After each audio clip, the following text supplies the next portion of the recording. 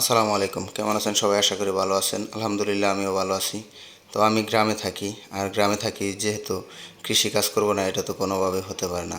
আর কৃষিকাজ বলতে যে শুধু মাঠে ঘাটে চাষাবাদ করা এটাও কিন্তু না। যারা গ্রামে থাকে তাদের ন্যূনতম কিছু জায়গা জমি থাকে। তো আমার জানা মতে গ্রামে আপনার সব ধরনের সুযোগ সুবিধাই থাকে। যে কোনো চাষাবাদ, গবাদি পশুপালন, মুরগির খামার ও মাছ চাষ ইত্যাদি নিয়ে মোটামুটি ভালোভাবেই দিন কাটানো যায়। তো আমিও এর ব্যতিক্রম কোনো কিছু চিন্তা করতে পারি না বা করি না।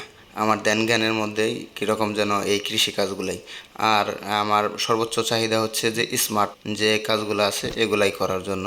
এটা হচ্ছে আমার থিওরি। আসলে আমার কাজ অনেকের কাছে স্মার্ট নাও মনে হইতে পারে, এটা আমি আশা করি না।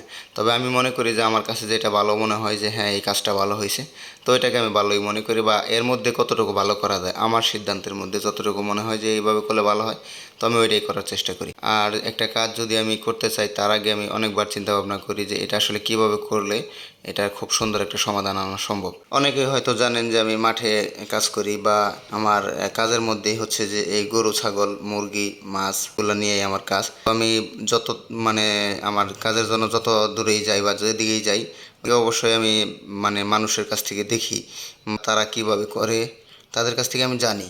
জানার পরে তাদের যে ভুলগুলো আছে ওই ভুলগুলো থেকে আমি শিক্ষা নিয়ে ওই ভুলগুলো যেন আমার মাধ্যমে না হয়, তো আমি চেষ্টা করি যে মানুষের কাছ থেকে কিছু চাই না, আর ওইখান থেকে ভালো যেটা আছে ওইটা আমার কাছে বা আমার কাজের মধ্যে অ্যাপ্লাই করা।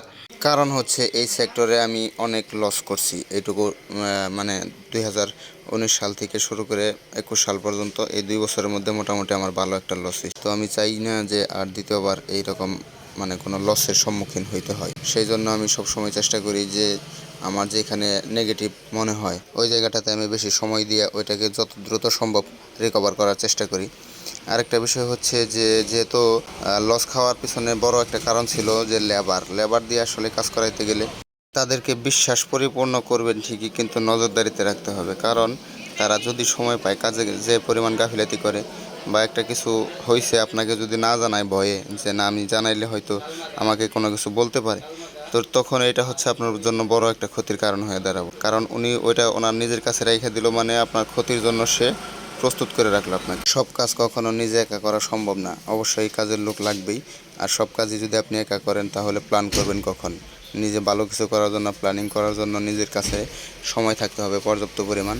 সেই জন্য আপনার অবশ্যই কাজের লোক দিয়ে কাজ করাইতে হবে, কিন্তু কাজের লোক কীভাবে কাজ করতেছে এই জিনিসটা আপনার দেখতে হবে, বা আপনি কীভাবে কাজ করাইলে আপনার কাজটা মন মতো হবে এই জিনিসটা তাকে ভালোভাবে বোঝাই দিতে পারলে হয়তো আপনি ভালো কাজ তার কাছ থেকে বের করে নিতে পারবেন।